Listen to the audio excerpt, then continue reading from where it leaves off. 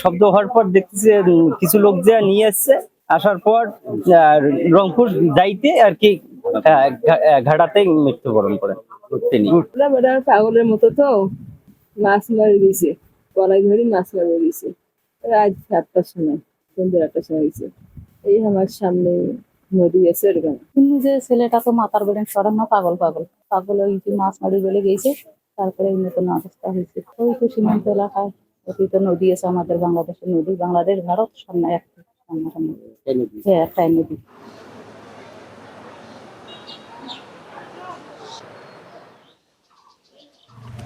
কতক্ষণ সময় মারছে নাকি? কতক্ষণ সময় মারছে?